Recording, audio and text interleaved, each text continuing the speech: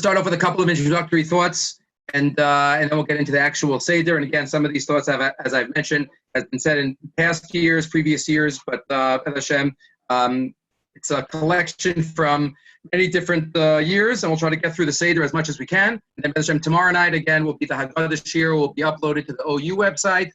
And this year, Hashem, we daven for Nisim, but if not, the Shabbos Haggadah Drasha will also be uploaded to the OU site. That'll be given on Thursday night for Ezras Hashem. Okay, we start off with the Simanim. Pesach, the Kadesh, Urchat, Karpas, Yachads, all the Simanim of the Seder. And the question is, what exactly, we never have something like this, the entire year. Why do we have Simanim? What do we need Simanim for? How does the Simanim help us? So one of the Rabbi Sender's Haggadahs in the commentator's Pesach Seder, one of those Haggadahs, he mentions, he gives the mashal of going on a trip. Traveling on a trip, and I go to a certain country, in the days when traveling was allowed, and I go to a country and I want to tour this place and that place, and I get there. Imagine if I land and I go to the hotel and I didn't make a reservation and there's no rooms, and then I call up this museum, they're not open on Tuesdays, and then I want to go here, and you have to make a prior reservation. So many things. If I would have just made an itinerary for the trip, I would have gotten so much more out of the trip.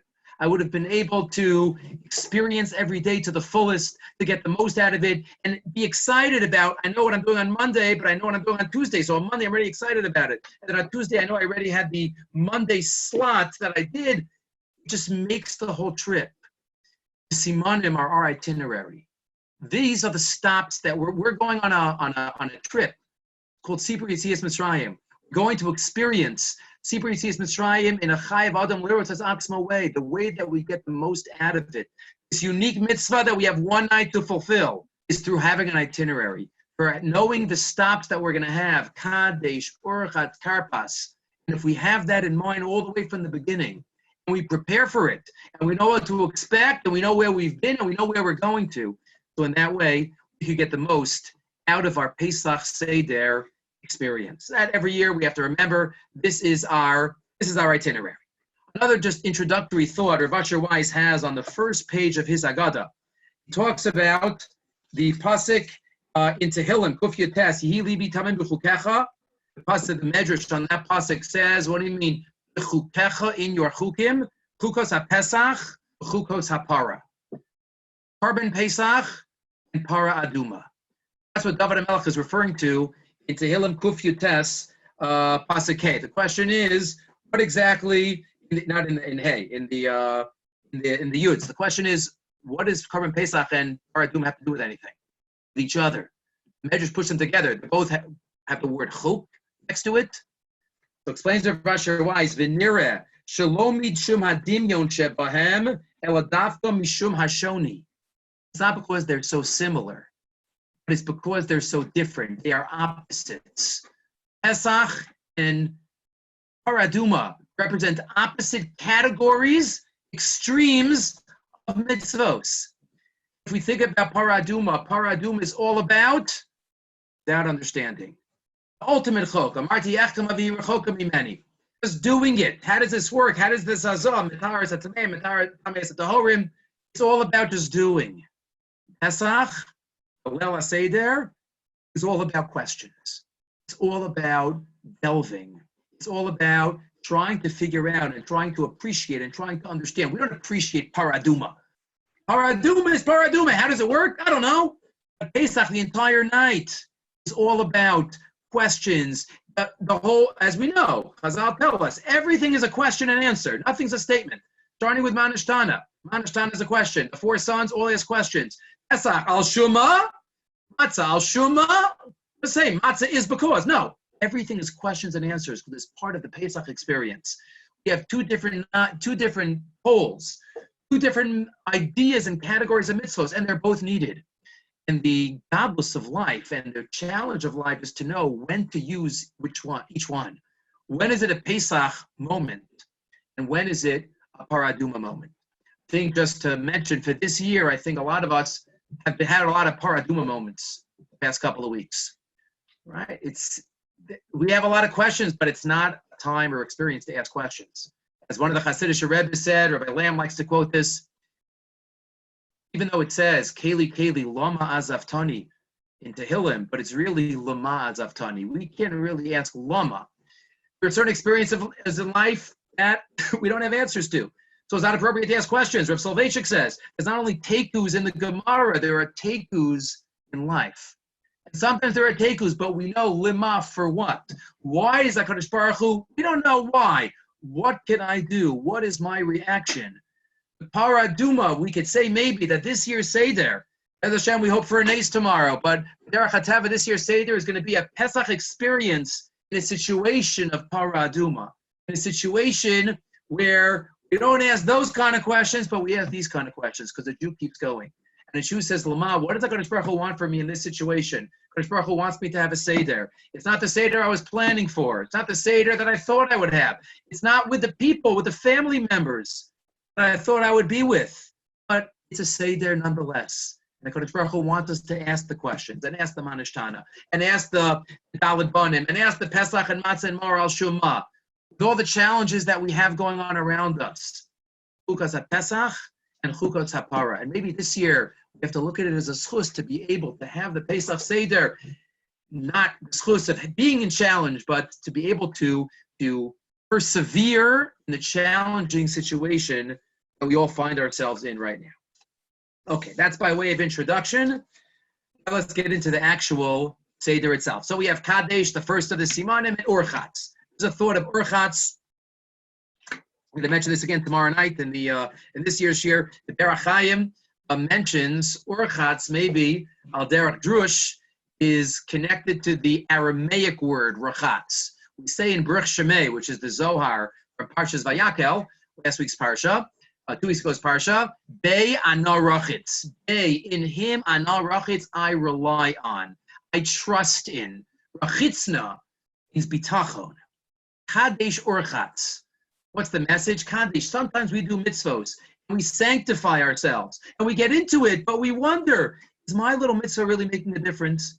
Is my little matzah and moror and tzitzis and tefillin and kashrus, is that making a difference in the big picture upstairs in Shamayim? The Kala Seder tells us, Kadesh, sanctify yourself. Urchatz, and then have bitachon. Have bitachon, rest assured, that it makes a big difference. Rest assured that the Mitzav is very happy with our mitzvos, and he has nachas ruach with our mitzvos, and he loves our mitzvos. So Kaddish, jump in, sanctify, do it, the matzah and the maror, and all the minhagim that come up tonight. Daled mitzvahs halayla, and then the minhagim, Urchatz. You don't have to think about all the celestial spheres. Just have bitachon that it happens. Have bitachon that HaKadosh Baruch Hu loves what we're doing, has tremendous nachas ruach on the night that we were nationally born, our national birthday, Leil HaSeder. HaKadosh Baruch Hu has fond feelings, and it's an ace ratzon for us to be able to have that bitachon that we showed many years ago. We have to recognize that we have the opportunity to do that each and every year as well. So Kadesh or Urchatz, then just have that bitachon. Okay, Karpas we've discussed in past years. I'm not going to review that again. The Karpas thought are related to Mechiras Yosef. Feel free to listen to other past years. I mention that often. Yachatz, and then we get up to Magid. We get up to Magid and we start off with Halach Ma'anya. Again, there's so many thoughts to talk about each and every one of these paragraphs. We'll have to pick and choose. Rabbi Emanuel Bernstein's Haggadah on Halach Ma'anya, he deals with a couple of the famous questions that are mentioned. Number one, why is this the only paragraph that's in Aramaic? No, just put it in Hebrew. Halach Ma'anya, Halach Emoni. We don't put the pasuk in the Torah. We have to say it in Aramaic. Halach Ma'anya diachol avasana. Question one. Question two, what's the connection between the three lines of the paragraph? We say this is the poor man's bread. Diachol avasana b'arad Mitzrayim. Line one. Line two, whoever is hungry, we have an open invitation to guests. Whoever is hungry, come and join the Karban Pesach and come and join the meal. Number three, Shata Hacha, Lashana Ba B'Arad Yisrael, Shata Avdi, Lashana Ba B'nei Chalrei. Now we're here, now we're still in Galus, we want a Beis HaMikdash. What's the connection between all these three? So why do we say it in Aramaic? What's the connection between these three? So suggests Rabbi Bernstein that right at the beginning of the Seder, as we're going to start the process of Maschil B'Gnus U'Mesayim B'Shach, he quotes this Eliezer Ashkenazi in the Sefer Masei Hashem. Even though we're about to put ourselves on top of the world, hopefully, B'nai Chorin, take out all the fancy kalim, we recognize that we're still missing a major component of the Seder. Maybe the major component.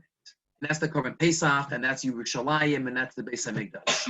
And to highlight that, and he even calls this Halach Ma'ani is like the breaking of the glass of the Seder. At a wedding, we break the glass, Zeicha L'Churban, to remember the Beis HaMikdash. Halach Ma'ani is the breaking of the glass, and that's why we do it in Aramaic. To remind ourselves, right, the first Gullus into Bavel, remind ourselves that we're still not back. Like Rabbi Yaakov Kamenetsky, those who are familiar, Amos Liakov on Parshas Bo has a beautiful piece where he talks about why the Talmud Bavli was written, even the Talmud Yerushalmi was written in Aramaic. When they came back to Bayesheni, they kept the names of the Persian months, Nisan, Iyar, Sivan.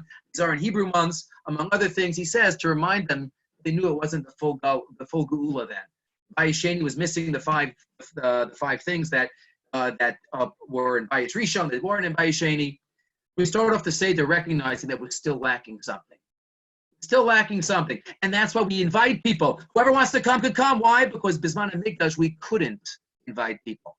Because you had to be part of a chabura before, and you couldn't change. Once the Shchitas HaPesach took place, you had to stay in the chabura. You couldn't go out. We were quarantined in our house with our families until after we ate the Korban Pesach. So that's why it's in Aramaic. And that's the connection between all three, because all three are talking about Gullus. And this is what we ate in Gullus. We invite people because we're going to the Beis HaMikdash. And the third line, Hachata Avdi, Shana Haba, B'nai Chorin. So Bernstein gets us off. He says, it is the absence of this offering that we proceed tomorrow. Halach Ma'anya goes into, as we know, Manishtana. Manishtana, if you look in the Shemen HaTov, Rabbi Dov Weinberger's Haggadah, he writes on Manishtana, he quotes a question that is not as commonly asked. You have to go and ask the grammarians for this and the language experts. Mashakasav Manishtana halayla hazeh, diyesh bazeh stira nifla. Halayla hu lashon nekeva. Hazeh hu lashon zachar. Amalo nomar halayla hazos. Why does it say halayla hazeh, not halayla hazos? There are many questions asked on Manishtana. This one is not as popular as some of the other ones. Question 1, ask the Shemen HaTov. Question 2, we know that Yetzias Mitzrayim happened at Chatzos. Process started at Chatzos. Many sources talk about Chatzos, what happened at Chatzos, but it says Bayom Hazeh, right? Yom Tzeischa Meretz Mitzrayim. It's Bayom. Was it Bayom? Was it Balayla? Some say there's a Sefta. And there's there's a brisa quoted at the beginning of Maseches Smachos. On the top of Maseches Smachos, on the first page, in the back of Maseches Avodah Zarah, there's a brisa quoted that maybe the firstborns were smitten, were hit at Chatzos, and then they didn't die until the morning. They were Kosasim. Just the Shemen HaTov, it happened that night. It happened that night, like many sources say.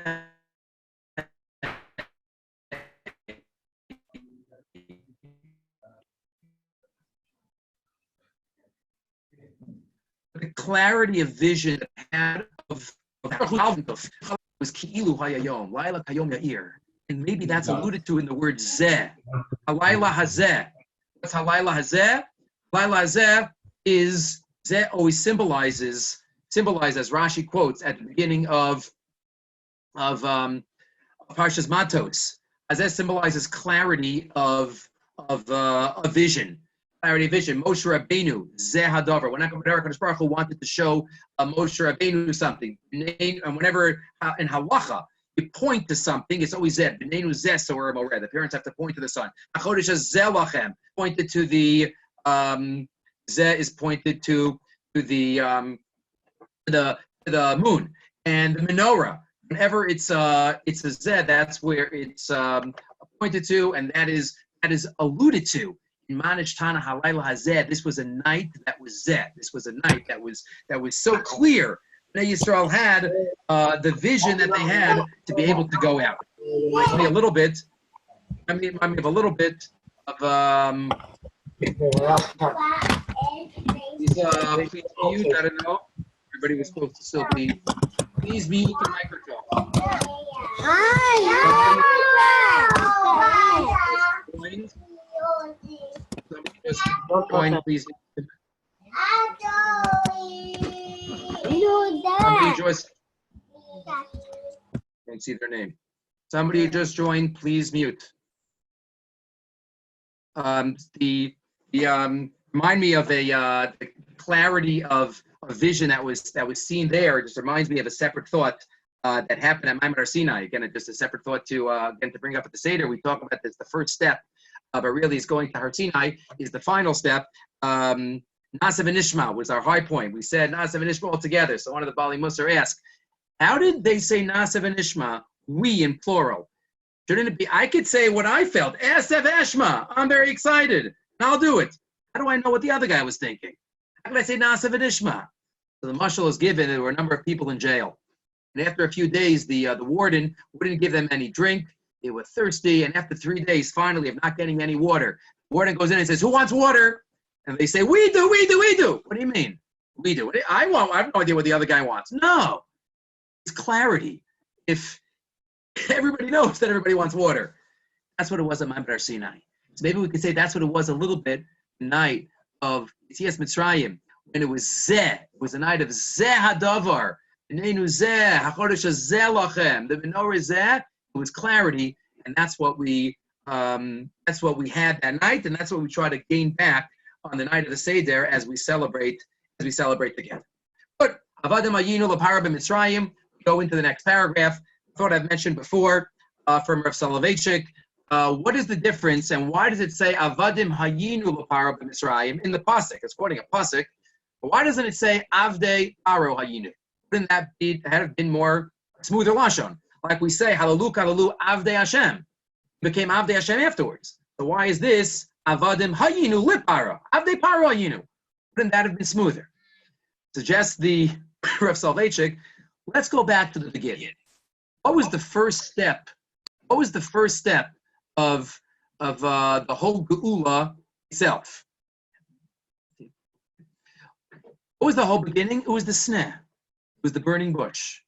The burning bush, the question is asked, why was that the tzura that Kadosh Baruch Hu chose to reveal himself to Moshe Rabbeinu, the first time he spoke to him? Why is that? What was that? So, explains Rav Soloveitchik. There were midrashim about this too. Moshe Rabbeinu had his doubts whether Am Yisrael deserved to be redeemed or not. He had his doubts. The Malachim had their doubts. So Kadosh Baruch Hu chose Moshe Rabbeinu a burning bush, a bush that's burning, but inside it's pure. Inside is perfect. Moshe, don't give up on my children. Inside they're perfect. Inside they're gold. Loshinu Ashmam, Loshinu Es Lashonam, Loshinu Mabusham. So Moshe Rabbeinu, you have to understand that. Avadim Hayinu L'Paro is very different than Avdei Paro Hayinu. Avadim Hayinu L'Paro is a social reality. We were Avadim to Paro, social strata. We were here and he was there. Avdei Paro would have meant an identification with the values of Paro. Avdei Paro Hayinu, we identified, we connected with him in an intense way. That's not what happened. No, Avadim Hayinu L'Paro. Afterwards, became Avdei Hashem. That was different. But Avadim Hayinu L'Paro, that's what we say. Even though we start off with Maskil Bignus, we say it wasn't solo. It was Avadim Hayinu L'Paro, it wasn't Avdei Paro Hayinu. And that's what we always remember when it comes to this paragraph. But Maisa, Rabbi Eliezer, story of Rabbi Eliezer, the 5 rabbis, as we continue in the Haggadah. Again, a lot to say. Many Haggadahs point out that each of these, what's the chiddush of these rabbis? Maybe each of them had a reason not to be mesaper. Some of them came from Gerim, some of them from Kohanim and Leviim, but they were each doing the mitzvah. A thought that I like to quote from a number of Haggadahs, but it's also mentioned in the Aruch HaShulchan's Haggadah, Lil Shimurim. He writes, why Dafka did they go to Bnei Brak? That's where Rabbi Akiva lived. He was the Maradasra. Rabbi Eliezer, Rabbi Yeshua, Rabbi Azariah, they all had their own places, their own communities. Why Dafka did they go to Bnei Brak? So the Aruch HaShulchan says we have to remember the historical context of when they lived. When did they live? 100 years after the Churban. They probably could still look at our bias, like the Gemara says at the end of Makkas, and see the embers, see the burning, maybe the smell was still there. Imagine the kind of Siddharim that they had then. You call this a Seder? We're missing the current Pesach. We're missing. You call it. How are we supposed to celebrate? How are we supposed to be happy? So they all went to Rabbi Akiva, because as we know throughout Shas, Rabbi Akiva is the ultimate optimist. He's the ultimate one with a positive attitude. He could do it. The Gemara at the end of Makkos, he laughed while everybody cried. Rabbi Akiva is the one that Gamzu Latova at the end of Maseches Brachas. Rabbi Akiva was being tortured. He tells his Talmidim, I've been waiting for this all my life. Rabbi Akiva is always the one, many times throughout Shas. He's the one that has the attitude. It helps us get through it. Right? Rabbi Akiva is the one that davened for rain, even though after Rabbi Eliezer, right, Tainus Chafei, that after a long Shmoneh, he says, I'll daven, I'll try. He always has that ultimate positive attitude. They went to Rabbi Akiva to get chizuk.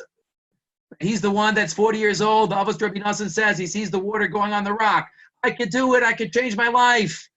The ultimate optimist. The one that's always looking ahead. And these great Tanoim went to Rabbi Akiva because they also needed some chizuk to be able to help focus on the goal, help focus on what they wanted to focus on that night until they came to the morning and the Talmidim came and told them, Igia Zman Kriya Shema Shel Shachris. And then we get into the Mishnah.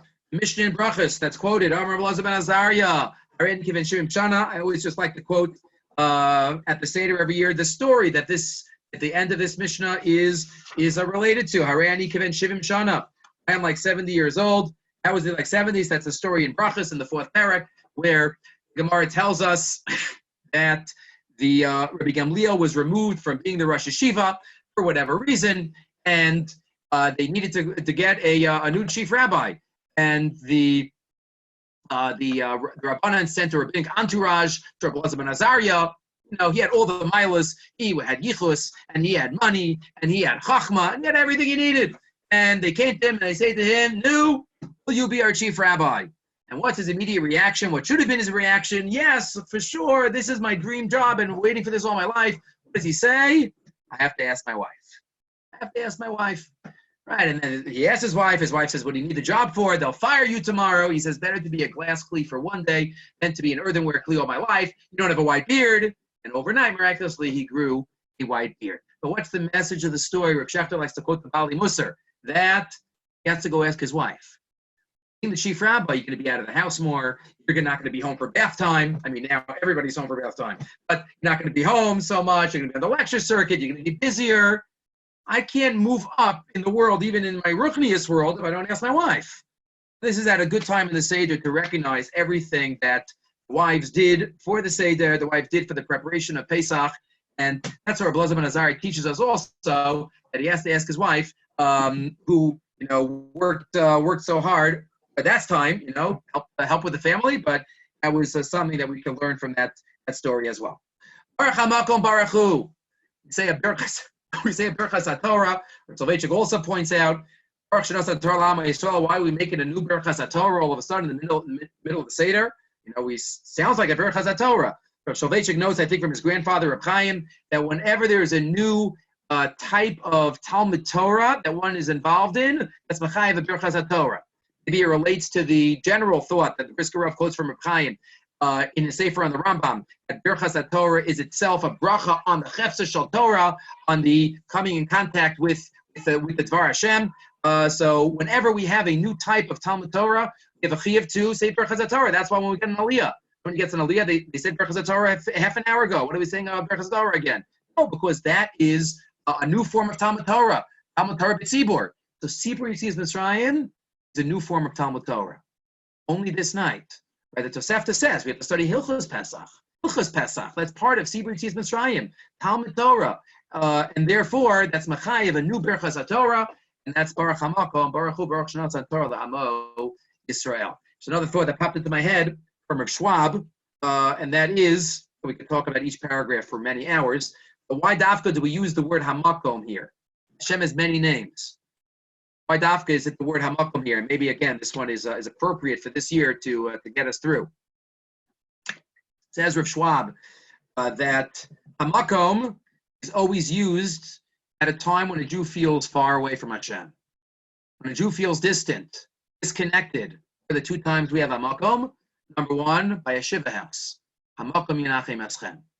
What was the other time? In Achenu. Achenu Kobeis Yisrael Netzunim Batzar V'Shivya Ha'om Dibim B'Yom Ha'yom B'Basha Hamakom Yirachem Alehem. Why Dafka Hamakom? Because Hamakom means Hashem is everywhere. Hashem is the Makom. Hashem Makomo Shel Olam. And if he's the Makomo Shel Olam, then he's close to us, even though we might not feel it at a certain point. So especially those who are not having Siddharim with as many loved ones as they would want, and there are those that are having Siddharim alone as well. One should always remember that Hashem is Hamakom. Here it said, because it's related to the four sons. No matter where a Jew is on the spiritual spectrum, Hashem is with you. Hashem is Hamakom. But again, Hashem is Hamakom at the Seder also, and we have to make sure that we recognize that the reality, and we try to feel it with the difficulties that it is. Hashem is always there with us.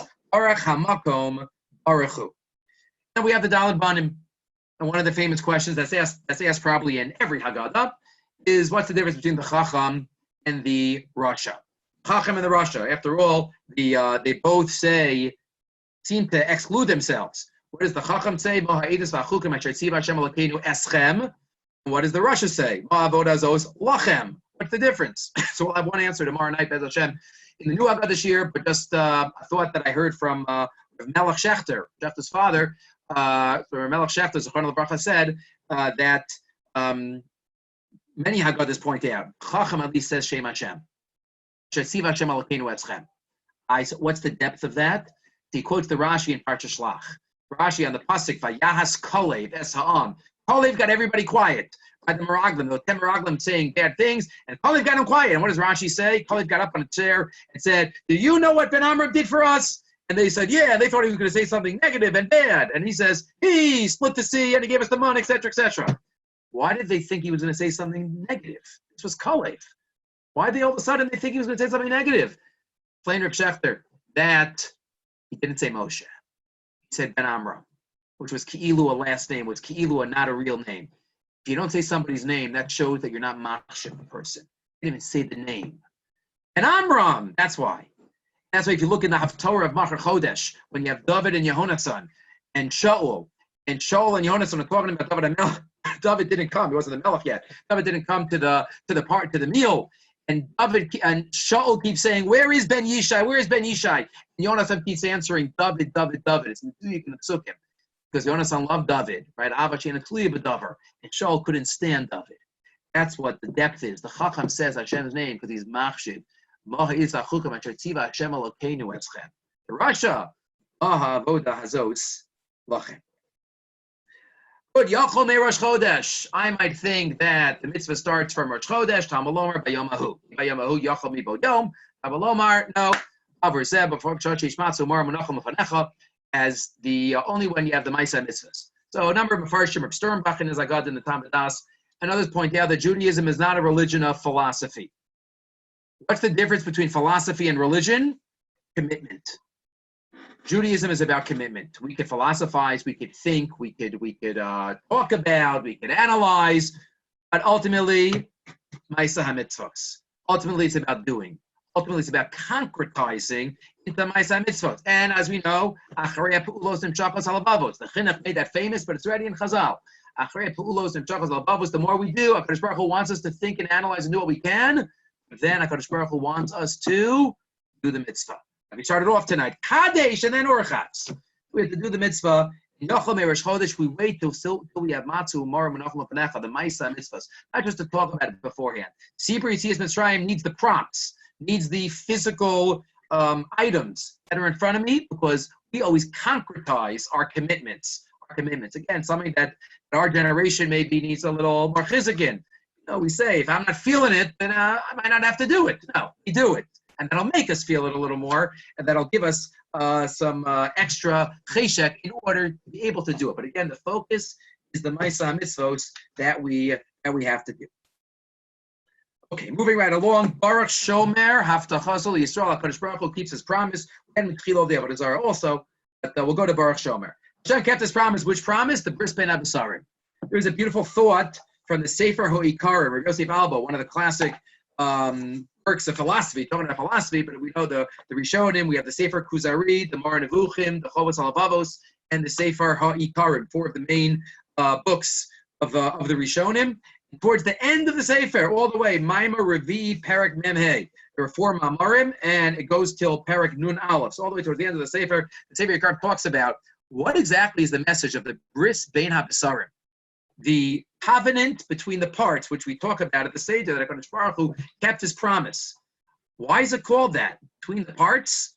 If you remember, Rashi back in Sefer Bereshis quotes, why between the parts? Because in those days, the custom was when you want to make a covenant between two parties, you'll cut an animal in half, split it in two, and the parties will walk through the two parts. And that's how they make a covenant.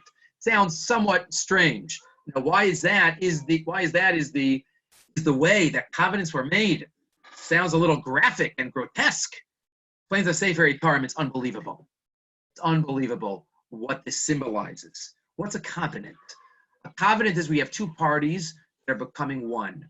Two parties that want to connect and join and look at each of themselves as only half, right? A wedding is a covenant, is a bris.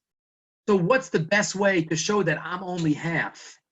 I take something that's a whole, that's a natural whole that HaKadosh Baruch Hu made, I split it in two, and I walk between the two parts. Avram Avinu walked between the part, and in the fire of HaKadosh Baruch Hu, Rabbi Yochel walked between the two parts to show HaKadosh Baruch Hu has decided that Am Yisrael and HaKadosh Baruch Hu are one, are connected, are two parts of one whole. That's what the Bris Bein HaBesarim is. They likshar lodabek ha'aved b'neihem, ad sheyu shneim ki'ilu hem guf echad, v'yishmar kol echad mehem es chaveiro, k'shmiraso es atzmo, ki k'moshe shnei HaBesarim mehem hem guf echad, b'bal chai, just like the two parts are one guf, ha'u biyoso chai, v'yakol chelak mehem margish b'tzar chaveiro, and each one feels the pain of their friend. When one, my left arm hurts, so my right arm also feels it. Because that's the promise. HaKadosh Baruch Hu kept his promise. HaKadosh Baruch Hu remembers the Bris Bein HaBesarim. It's not something strange and unusual. It's beautiful. HaKadosh Baruch Hu made us his other half. And as we read all of Nevi'im, you read Nevi'im Achronim, Hashem is so upset at us. And Hashem wants to be machriv, the land, and throw us out. And he did. We had Churban. Well, look, 2,000 years later, we're still around. Biggest nace in the world. Rabbi Yaakov Emden, remember Yaakov Emden 300 years ago said the greatest miracle in the history of the world is not Kriyas Yam Suf, is not Makas Bachoros. The greatest miracle in the history of the world is that Am Yisrael is still around. Am Yisrael is still here. We have cuts and bruises. We may be limping, but Am Yisrael is still here, and the effect that we're having on the world is still felt. And says the Sefer HaIkarim that is the Bris Bein HaBesarim, that's the promise that HaKadosh Baruch Hu has kept. Good, and then we go into V'hi Sha'amda. V'hi Sha'amda L'avoseinu V'lanu. What's the V'hi? So much can be alluded to in the V'hi. So some say the V'hi is Rashi Tevas, Shisha Sidrei Mishnah, Chamisha Chumshei Torah, Aseret Dibros, and Nochesh Avokecha. Others, the Meshech Chachma, I think in Parshas Va'era says the V'hi is the minhag of Klal Yisrael to lift up the cup. Lift up the cup of wine, we cover the challahs. There's no magic about when you cover the challahs, cover, uncover. Whenever you lift up the cup of wine, you cover the challahs. By Laficha, by V'hi Sha'amda. We lift up the cup of wine and we say V'hi. Says the Meshech Chachma, the wine symbolizes all the Gzeirus D'Rabbanan, the laws that were made to keep Jews separate from the Umos HaOlam. Wine more than anything. Stam Yeinam, Yayin Nesach. V'hi are these laws that have kept us separate, that has kept us going throughout the millennium. If you look in the Drash Moshe, where Moshe does not talk about this in Parshas Yisro, we can relate something that he says there to our discussion here. V'hi Sha'amda. The pasuk says there that Moshe Rabbeinu's two sons, Gershom and Eliezer. What does he name his first son? Gershom. Ki Amar Ger Hayisi Beres Nachriya. I was a stranger in a strange land in Midian. And number two, V'shem Achad Eliezer. Ki Elokei Avi Be'ezri Be'eslini Mecher Paro. This is the only allusion we have in the Torah to that medrash that Moshe was caught and the neck turned to stone. The question asked by Moshe is, why did he name his first son Gershom and second Eliezer? It should be the opposite. First he was saved from Paro's sword, and then he lived in a strange land.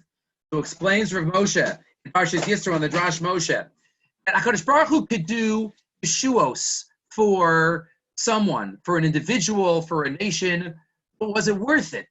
Was it worth it that to see later on the Yeshua to have taken place. Only retroactively, only after the Yeshua, and it's determined whether the person who was saved lives up to what HaKadosh Baruch Hu had in store for them and wanted from them, and that's why the salvation took place. Only then you can look back and say, wow. Moshe Rabbeinu, first he says, Ger ha'isi be'eretz nachriya, because I was a ger, exactly. HaKadosh Baruch Hu didn't want me to assimilate. Because I was Ger ha'isi be'eretz nachriya, now I can look back and say, Vayesleni micher paro was worth it. Was something that HaKadosh Baruch Hu did, and I made it worthwhile. Whenever somebody experiences a Yeshua, I mentioned this in the Parsha here a couple of years ago. Those of us who live in the generation or two generations. My father is a Holocaust survivor. He was on the kinder transport. So I'm in the generation after. We have to ask ourselves, Yeshua that took place by Yatzileni Micherev Paro, we have to make sure that we're doing what we can. HaKadosh Baruch Hu saved this generation, help this generation, become large in all the different areas in the world, Torah and mitzvos. But we have to always make sure that we can look back and say, HaKadosh Baruch Hu, it was worth it. Yes, I'm trying to be as best of an Eved as I can. And that's the V'hi Sha'amda, that we mark ourselves and recognize that we're not like others. In a nice way. I'm not Chas v'Shalom holding above, but I'm a Nivchar, and the one that has to be a light unto the nations. We have to recognize, V'hi Sha'amda, Shloach HaBilvad. We've had enemies all along. We have to recognize how to act in a Gola state, how to act even in Eretz Yisrael before we have a complete Geula. We have to make sure that we show HaKadosh Baruch Hu it was worth it, and that's the V'hi Sha'amda. Our behavior is what has kept us going as well. Okay, we continue. We have the various psukim. We have the one time that Moshe Rabbeinu is mentioned in the Haggadah. We have B'Shem Moshe Avdo. That's a question that many deal with. Why isn't Moshe Rabbeinu mentioned? Right? We even go as far as to quote psukim from Mikra Bikurim in Kisavo and not psukim in Shmos. Maybe also part of not mentioning Moshe. I heard many years ago from Rabbi Pelkovitz, that maybe it's because if we think about who was the first person to ever fulfill the mitzvah of Sibri Yetzias Mitzrayim, who was the first person to ever do it? Think about it. It was Moshe Rabbeinu, because his kids were the only ones that were not there. Right? When they came, when Yisro brought Tzipora and the kids, so Moshe told them what happened. He was Mesaper B'Yetzias Mitzrayim. Everybody else was there. Moshe Rabbeinu was the first. So maybe we, every year that we experience, we try to re-experience, we copy and mimic the first one who did the mitzvah. You think Moshe Rabbeinu mentioned himself the night of the Seder? You think he focused on himself? Moshe Rabbeinu, no. I'm sure he skipped over. Yeah, a little bit. He was mentioned. Yeah, I happened to be there. But we scream out Moshe Rabbeinu by not mentioning Moshe Rabbeinu. We copy how he did the mitzvah to emphasize his anava, to emphasize his gadlus, because that's what we copy with Moshe Rabbeinu. And then we get up to Dayenu. Again, we have the Makos. We could talk for many hours about the Makos. We're not going to do that right now. Again, every Makkah has an important message for us. The Tzvardeya has the message of the Stipler in the Berachas Peretz, about the frogs, not getting angry, Arbe, Choshech, a lot of messages. But just one or two thoughts on Dayenu. Dayenu, interesting, again, Rabbi Bernstein in his Haggadah talks about how Dayenu, we say, the language of the Kama Malos Tovos La Makom Aleinu. How many milos of the Makom Hashem did Aleinu? Shouldn't it be Lanu, did for us? What do you mean Aleinu, upon us? Aleinu sounds like Aleinu L'Shabeach. He explains there in the Haggadah also that Hoda'ah isn't just a feeling. I feel thanks. Hoda'ah is a mechayiv. Somebody has feelings of Hoda'ah, that's mechayiv me to express the Hoda'ah. That's mechayiv me maybe to do something. To be modeh, to the one that I owe the Hoda'ah to deserve something. A thanks, a favor, any type of action or expression. Aleinu, not lanu. It wasn't just done to us, it was done, and now Aleinu, it's incumbent upon us. Aleinu l'shabeach, Adon HaKol, and that's what we have to focus on as well. As we say, each of these milos, we all generally, by the time we get up to Dayenu, we usually, again, depending on your Seder, sometimes we're on we're putting the foot on the gas pedal at this point because the families are getting a little antsy. We got to get to Pesach Matzah Mara. We had one, and it's important to get to the mitzvos Pesach Matzah Mara before the kids fall asleep, so it has to be a balance. But even it's allowed. It's not Bal Tosif. Study Dayenu before Pesach to go through each one, each of these levels that we have HaKadosh Baruch Hu for every little thing we thank HaKadosh Baruch Hu for. Give the mashal in the past about a child coming home from school with a project, shows his parents the project, and one reaction could be, "Wow, oh, it's beautiful, great," gives the child a kiss. Another one is, "Wow, it's great, I see the red, and you made this boat and the sun and the house," and you go through all the details. Mentioning all the details is a deeper recognition, and that's what the child feels more, and that's Dayenu. You go through every single one, just bringing us to Har Sinai, just giving us Shabbos, just giving us this, just giving us that. Because that's what we focus on, every different level, every extra that HaKadosh Baruch Hu gives us. Then we get into Rabbi Gamliel, Pesach, Matzah, and Maror. We'll talk more about it, and maybe we'll mention again the thought I mentioned a couple of years ago in a Shabbos Haggadah Shiur, the thought that's quoted by Rav Soloveitchik in a number of Haggadahs, and that is the question of Mani. Hallel is split up. Why is Hallel? I think I might have mentioned this in the shiur I gave last week somewhere on Zoom. I don't remember, so those who have heard it, I apologize. Rav Soloveitchik notes, why is it? I think it was for the yeshiva last week also. This Haggadah. Why is it that Hallel is split up? We say 2 before, 2 after. How are we allowed to do that? How to be mafsik in Hallel? Question 1. Question 2. How can we say Hallel sitting down? Say Hallel standing up. Hallel's ba'amida. Finally, the question the Rishonim ask. Why is there no bracha on this Hallel? Says Rav Haigon, quoted in the Ran, and the Pesachim and others, but the Ran quotes it in Pesachim, because this Hallel is not a Hallel of Kriya, it's a Hallel of Shira. It's a Hallel of song, not of recitation. What does that mean? Explain Rav Soloveitchik.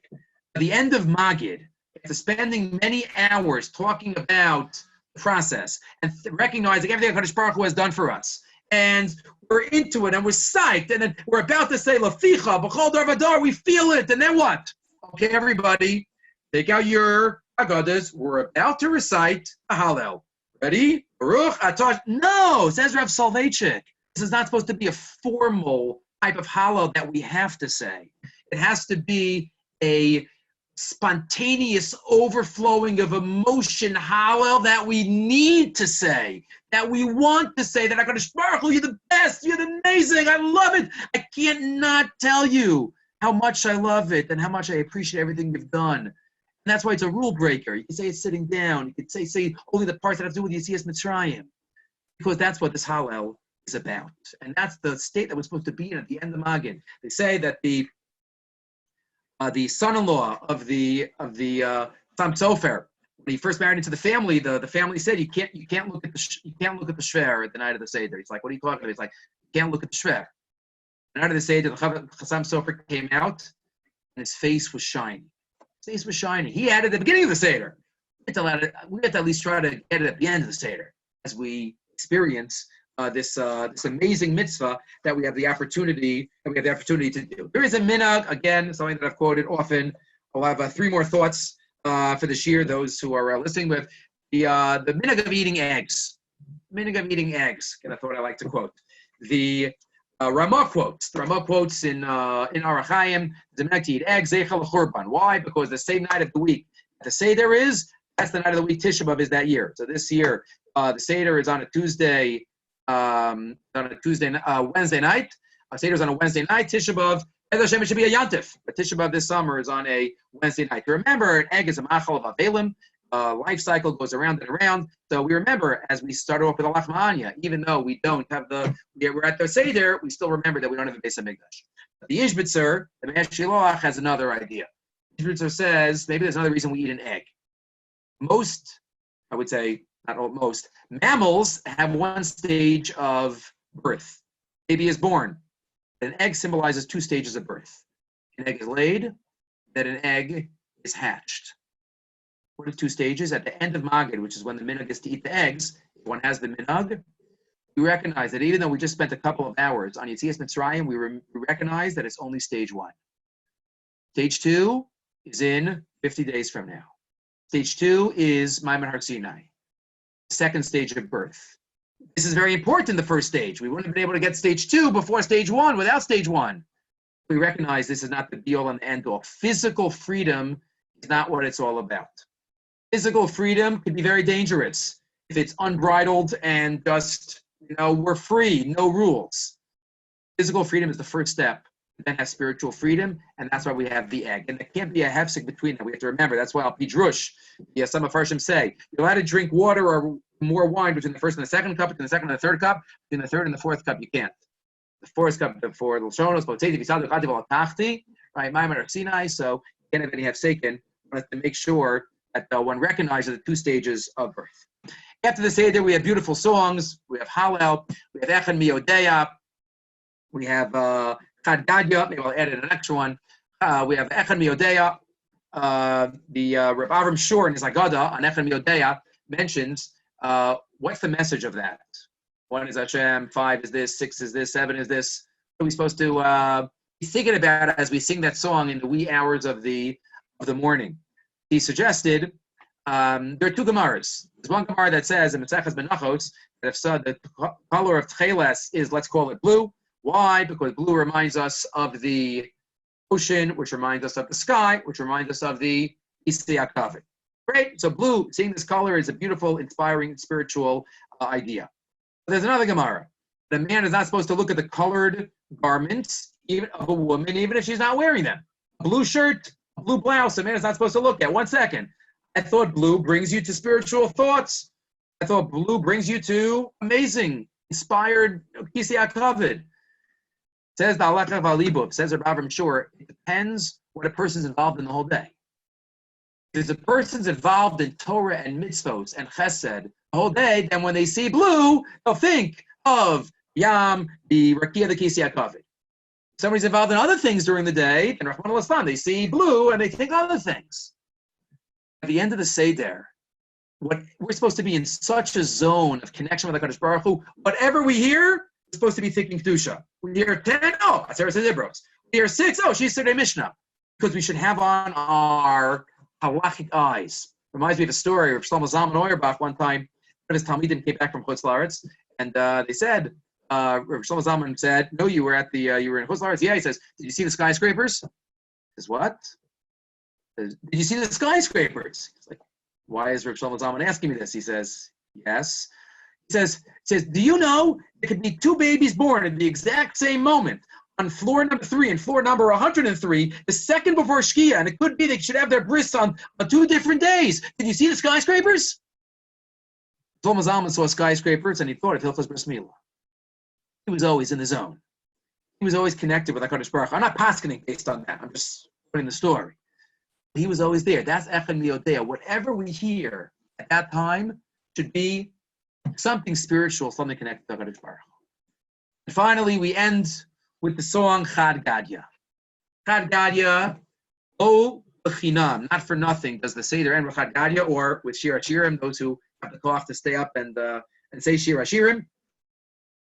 Chad Gadya, so just 2 quick thoughts on Chad Gadya. Rabbi Lau, the previous chief rabbi, on the last page of his Agada, he talks about the message of Chad Gadya being a puzzle. Being a puzzle, life is a puzzle. You think about a jigsaw puzzle with 100 pieces. Imagine if you just had 1 piece. You think you can make out what the puzzle spells? You think you can make out what the picture is? You have no idea. Each one of us at a specific part of history is living 1 piece of the puzzle. 1 piece. We're the cow. We're the shochet. Whatever it is, we're just 1 piece. You have to recognize there's a history, there's a destiny, there's a lot that came before us, and there is what will come after us. And we have to remember that. We have to remember that. He says, Chadadi who knows shalamuna, shekala hatzbiya, anu es hakarashi, dinmi ishdayan. And also that there's a din and a dayan. There's a balabira. There's a Avos HaKadosh Baruch Hu. Shachal HaMalach HaMaves. But only someone who has that larger perspective. He even quotes a story. He says, many years ago, he met Colin Powell. When he was the chief of the armed forces. And he asked him, he was positive to the Jewish state and to the Jewish values. He wants to ask him why. He says, when I was a little boy, I used to deliver newspapers in the Bronx, And there was only one family that really was nice to me. They used to give me hot chocolate. They used to bring me in. They used to be, very, loving. It was an Orthodox Jewish family. And I said to myself, if I ever, make anything in my life, I'm going to remember this nation. A little piece of the puzzle. This family know their actions, how it was going to affect. It's all part of the puzzle. That's all part of Chad Gadya. And Rabbi Jonathan Sachs, just to finish off, Chad Gadya is also about one little goat.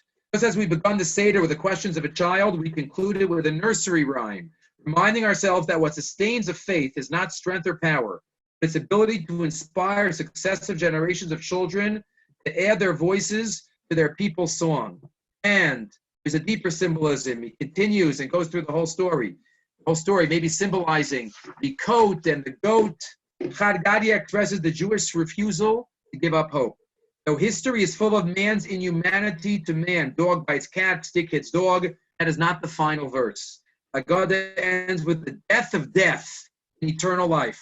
A fitting end for the story of a people dedicated to Moshe's great command, V'acharta b'chaim. So whether it is an enemy, that is a physical enemy that we've been through so many times in our history, or Rahman al-Islam, an invisible enemy that's going up against the entire world, that we are faced with Bisman Hazeh. We recognize that there is a V'asa Kadosh Baruch Hu. Kadosh Baruch Hu is behind everything that goes on today. Kadosh Baruch Hu is involved in the world. Again, it's not about Lama, it's about Lama. What does he want from me now? There's certain perfection that each of us could achieve in the situation that we're in right now, whether we're by ourselves, whether we're with our family in close quarters, whether we're getting special time with all of our children, or not getting special time with our grandchildren, whatever it is, HaKadosh Baruch Hu thinks that this is the place that I need to be right now. So Hashem, we should all have the koach and the siyata d'shmaya to be able to do what we can in the situations that we are in, and we should be able to share many, many Korban Pesachs and Tzadarim together in Yerushalayim, B'mheira v'yameinu.